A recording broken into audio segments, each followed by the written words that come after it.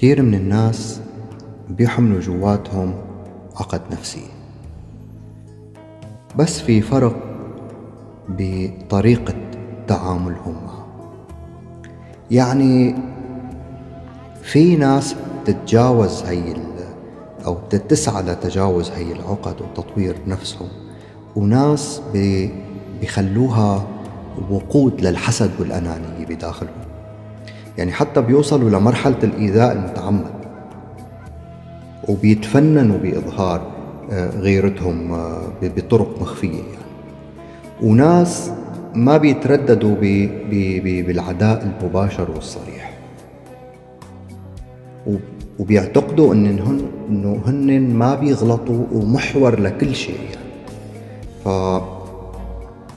للأسف هي الشخصيات يعني بتكون غالبا مدفوعة بشعور دفين بالنقص، يعني بتحاول تعويضه بإضعاف الآخرين.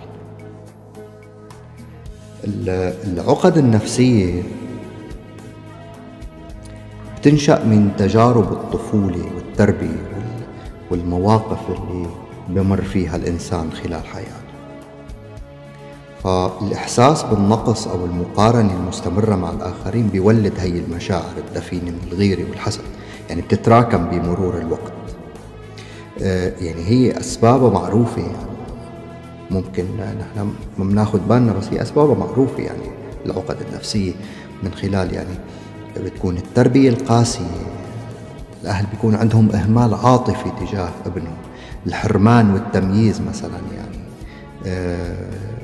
والمقارنة الدائمة بالآخرين. فبيصير عنده الشخص هذا بيصير عنده النقص والدونية يعني. أما الحسد والأنانية يعني هن بالفطرة البشرية.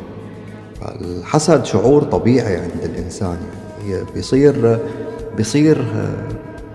بيصير خطير وقت بيتحول لسلوك عدواني تجاه الآخرين. يعني الشخص الحاسد ما في يشوف نجاح غيره غير إنه تهديد لإله. فشو بيصير بيعمل؟ إنه بيحاول يلاقي طريقة لأفساد سعادة الآخرين والتقليل من هي الإنجازات. أما الأنانية هي نتيجة طبيعية يعني للشعور بعدم الأمان. فشو بيصير الشخص الأناني بيحاول يحقق مصلحته على حساب غيره، يعني ما بيراعي مشاعر أو حقوق الآخرين. لهيك الحسد والغيرة بينتجوا من طريقة تقليل من إنجازات الآخرين، نشر الإشاعات والتشويه، يعني كطريقة تدمير صورة الشخص الناجح مثلا يعني، أو التصرفات السلبية الواضحة،